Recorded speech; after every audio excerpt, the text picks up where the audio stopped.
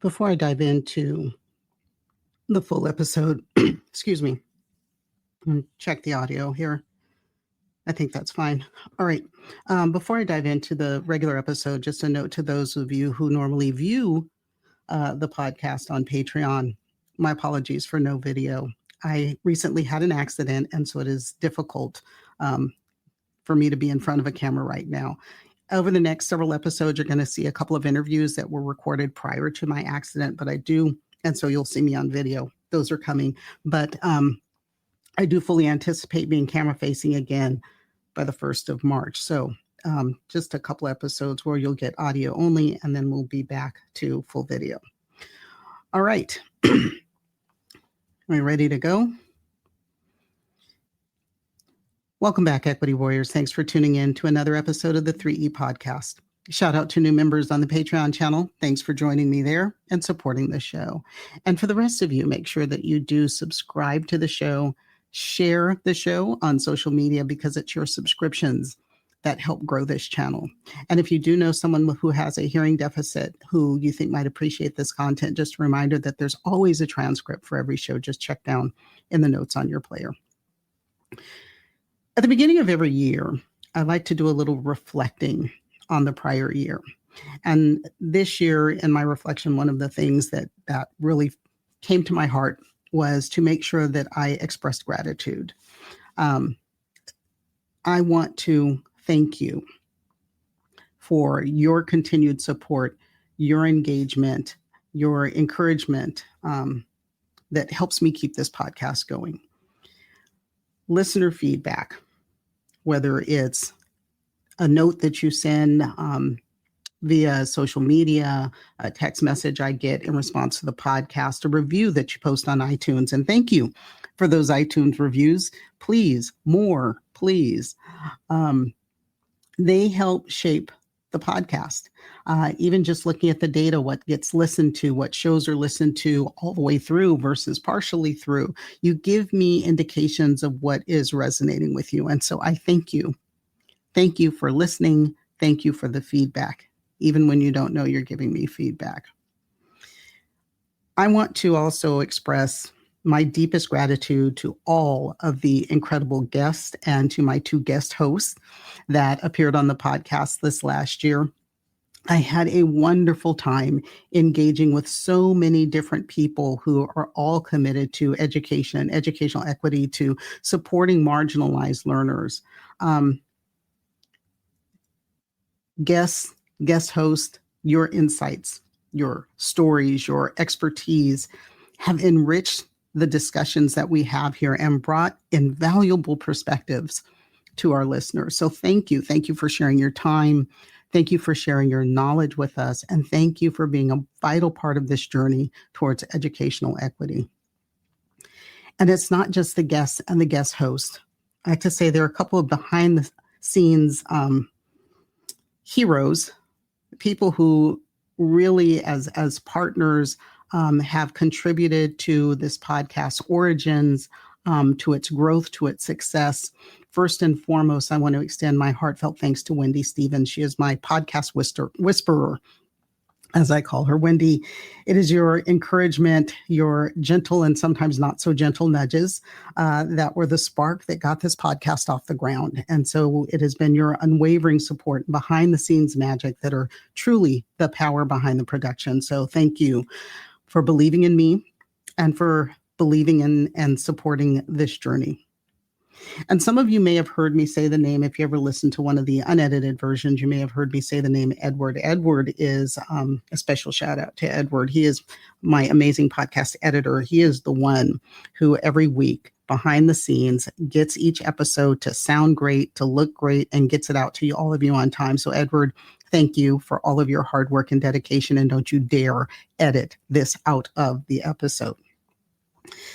And then, of course, there's family and friends who have supported this journey. Most foremost is my husband, who I get to bounce ideas off of even when he doesn't want to listen, but who has encouraged me and supported me all the way through this journey, along with other friends who tell me, Mitra, you have to keep going. You have to keep broadcasting. You have to keep putting out episodes. Thank you. Sometimes some of us need a little bit of a kick in the pants to keep going. Sometimes we don't know. I don't know whether or not what I'm doing is reaching an audience. And so when it's someone who walks up to me when I'm at a conference and tells me they're a listener and thank you, the lady in the doctor's office the other day or last week who looked me up, well, because we were chatting and saw me later on in the office and said, thank you. I want to say thank you for what you're doing. This is so important, such important work. Thank you, all of you, for that feedback. Initially, when I started this out, I wasn't quite sure what direction I would go in, other than I wanted to make sure that I was putting out a message that was supportive of marginalized learners particularly in our public schools. And it's my podcast whisperer, Wendy, who helped me work through to shape what this was going to be.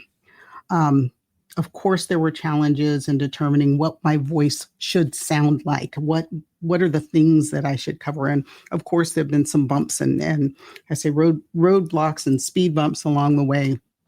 A lot of lessons learned, but I think the greatest lesson learned is to stick to it and redo it until you get it right.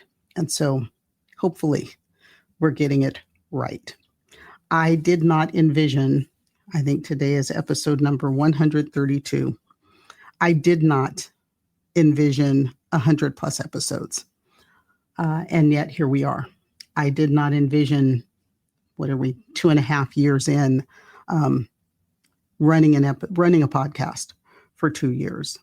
It is not always easy, but I am thankful for the opportunity to continue to be a voice for educators, education leaders, and advocates for educational equity, and supporting children of color, children of linguistic diversity, children with special needs, our marginalized learners in America's schools, and internationally, as this audience has grown far beyond the United States, and we do have an international presence.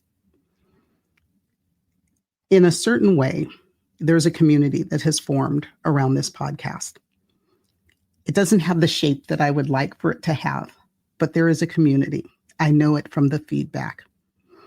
I know because I've heard people tell me how something that I have said has made a positive impact on their life, on the work that they do, on how they educate the children in their classroom. So I want to express my gratitude for that sense of connection.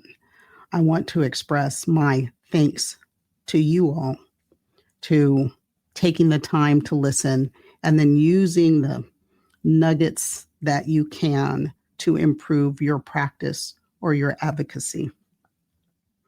And of course, at the beginning of the year, we all wonder, so what's next? What's coming up?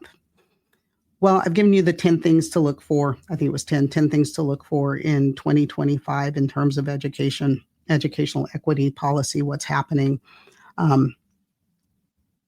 My plan for 2025 initially was to be retired. I was going to be done. And yet every time I say I'm going to be done, something happens that says to me, Mitra, you can't stop yet. So while I have eased into a certain phase of retirement, no longer going out to schools directly, routinely, and supporting, implementation type support, I am still going out on the speaking circuit. I will still have my book coming out in April, and I am, once again, still researching a book on sociocultural languages that I anticipate will come out sometime in 2026. That's a long ways away.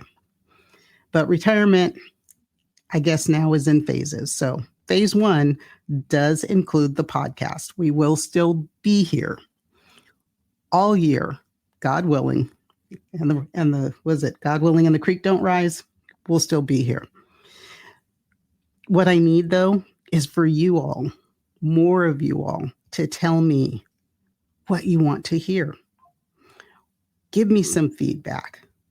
because your words will help shape the direction. Otherwise, you get to hear what I decide I want to talk about.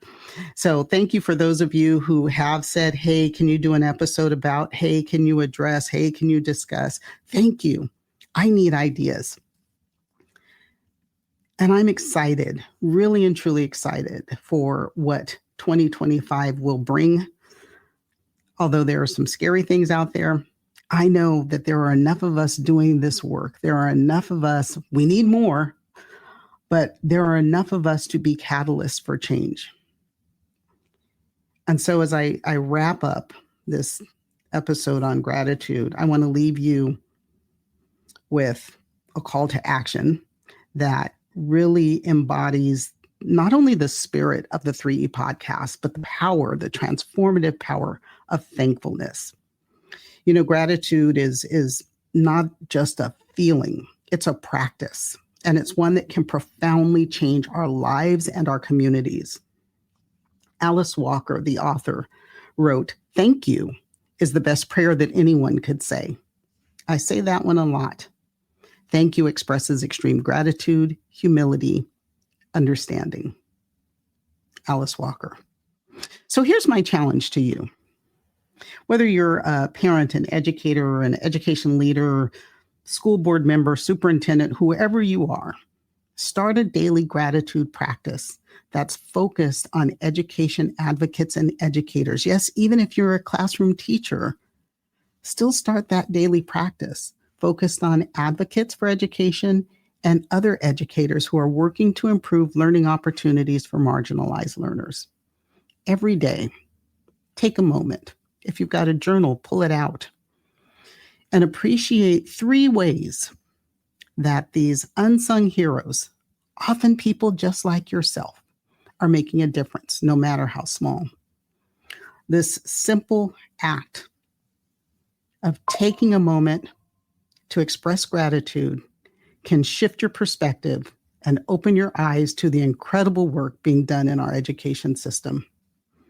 We do have our challenges in education, yes, but let's embrace that power of thank you.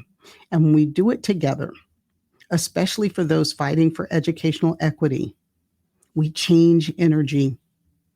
Share that gratitude for teachers, administrators, policymakers, and community leaders, those who are working tirelessly to create inclusive and empowering learning environments. If you're on social media, use the hashtag 3EGratitude. It's the hashtag that we'll post with clips from this episode. 3EGratitude. Use that on social media to highlight your efforts. Your expressions of thanks might inspire some other people to recognize and support the vital work that's being done in education. We need more advocates. Remember that each thank you shouldn't just be a polite phrase. It should be truly felt, a testament to your gratitude, your humility, and understanding of the challenges that are faced in improving education for every single child. And when we share these moments of appreciation, especially when we add that to social media, we can begin to create a ripple effect that will amplify the importance of educational equity across communities, not only in the United States, but worldwide. At 3E Podcast, we believe in the power of small actions to create big changes. So let gratitude be a catalyst for positive transformation in education. And as you cultivate thankfulness for those who are working to improve learning opportunities, you're going to find out that it's not just your perspective that changes. You'll be spreading awareness and support for educational equity throughout your community. So let's make gratitude our superpower in 2025 in the fight for better education. Together, let's create a more appreciative, supportive, and connected educational community, one little thank you at a time. And then join me again next episode. Of course, if you've got a question, topic you'd like covered, a special request, text it to me down in the notes, find that link. I do want to hear your stories as well. And remember, don't worry about the things you cannot change. Change the things you can no longer accept.